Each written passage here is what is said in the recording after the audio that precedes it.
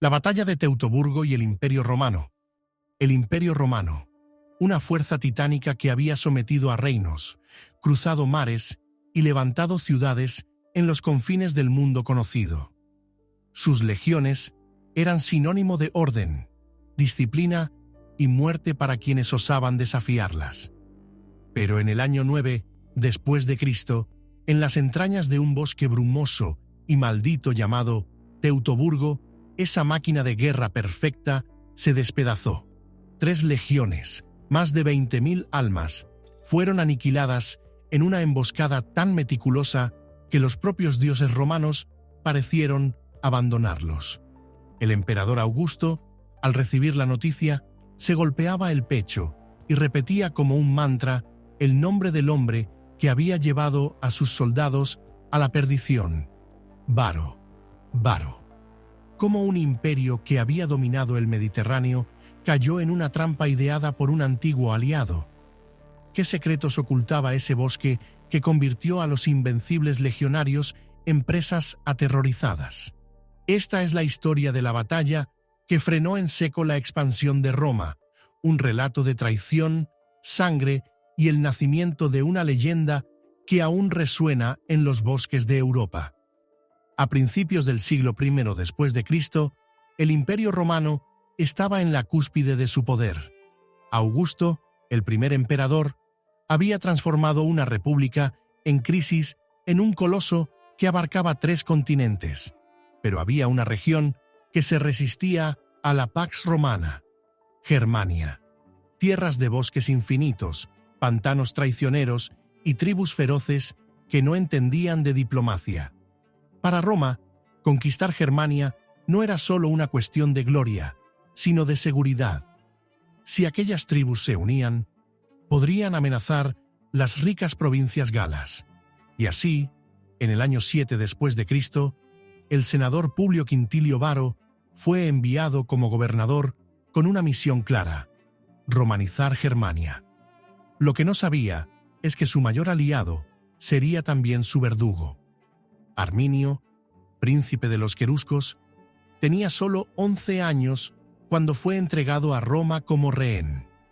Para los germanos era un sacrificio necesario, para Roma un trofeo que demostraba su superioridad, pero lo que Augusto ignoraba era que aquel niño rubio de mirada penetrante absorbería como una esponja las enseñanzas romanas.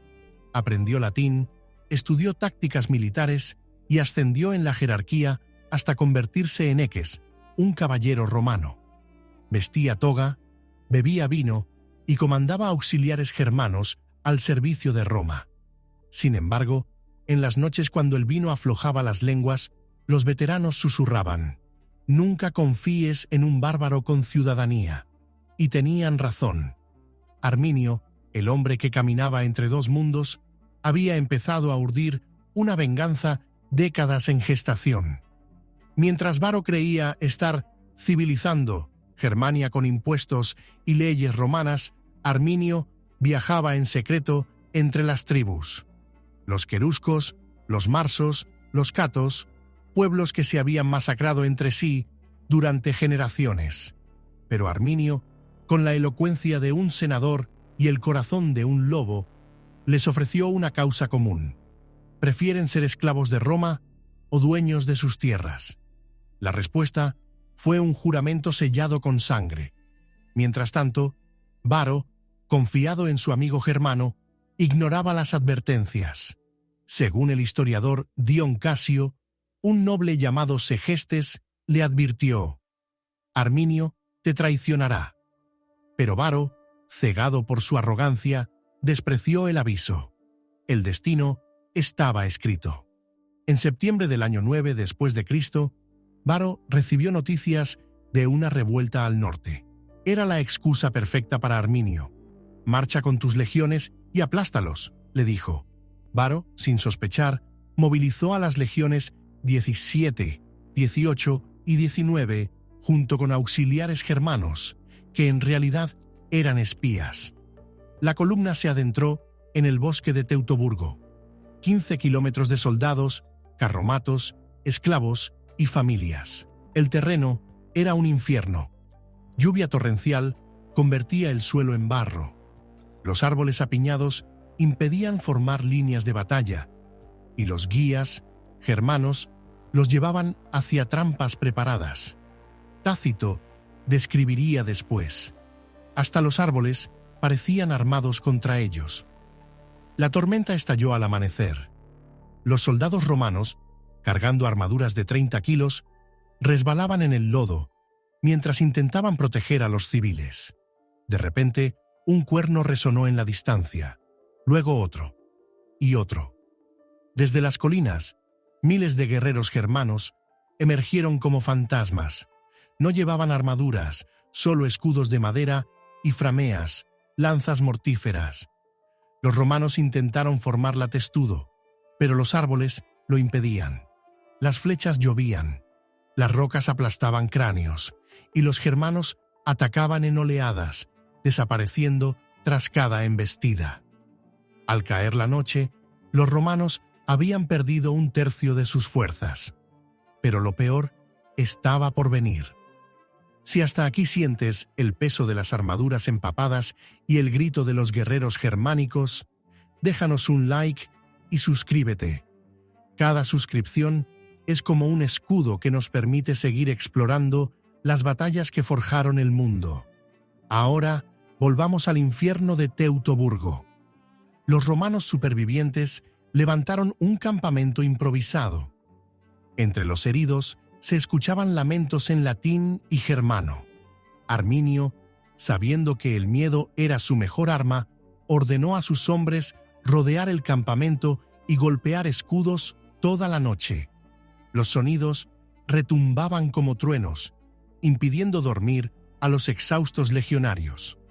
Al amanecer, encontraron a decapitados colgados de los árboles, prisioneros torturados para enviar un mensaje. El historiador Floro relata que hasta los más valientes lloraban. Varo, herido en el hombro, reunió a sus oficiales. Todos sabían la verdad. No habría rescate. Al tercer día, solo quedaban unos miles de romanos. Varo, viendo que todo estaba perdido, tomó una decisión. Según Dion Casio, pronunció: «Más vale morir por la espada que por la tortura», y se arrojó sobre su propia gladius. Sus oficiales lo imitaron. Los soldados restantes, liderados por el prefecto Cejonio, se rindieron. Pero los germanos no aceptaron prisioneros. Los torturaron, sacrificaron a los dioses y colgaron sus cuerpos como ofrendas. Solo un puñado escapó, llevando consigo historias de horror que perseguirían a Roma por siglos. Cuando los sobrevivientes llegaron a la frontera, el imperio entero tembló. Augusto, según Suetonio, dejó de comer durante días y se dejó crecer la barba en señal de duelo. Las 3 legiones fueron declaradas damnatio memoriae, borradas de la historia. Nunca más se usarían sus números: 17, 18 y 19. Las águilas de oro, símbolos del poder de Roma, cayeron en manos germanas, y aunque años después el general germánico recuperó 2 de ellas, la tercera solo fue hallada décadas más tarde, enterrada como un trofeo en una aldea. Augusto, en su testamento, advirtió a sus sucesores que el imperio debe mantenerse dentro de sus fronteras. Teutoburgo no solo frenó a Roma, definió el futuro de Europa. El Rin se convirtió en la frontera entre el mundo civilizado y los bárbaros. Sin embargo, la historia tiene ironías. Arminio, el héroe germano, fue asesinado por su propia gente, temerosa de su ambición, y Roma, aunque nunca conquistó Germania, sí la transformó. El comercio y las guerras posteriores fusionaron culturas. Hoy, un monumento de 53 metros llamado Hermannsdenkmal se alza en Alemania, recordando al libertador que cambió el curso de la historia. La batalla de Teutoburgo fue más que una derrota militar. Fue el momento en que Roma entendió que su destino no era conquistar el mundo, sino administrar lo conquistado.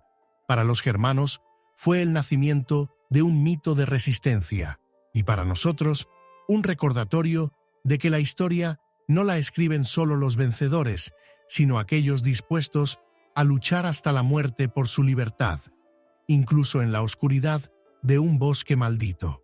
Si este viaje por los secretos del Imperio Romano te ha dejado con piel de gallina, comparte el vídeo con otros amantes de la historia. Suscríbete para no perderte nuestros próximos análisis de guerras, imperios y enigmas antiguos. Y recuerda, detrás de cada gran imperio hay un bosque esperando para devorarlo. Hasta la próxima batalla.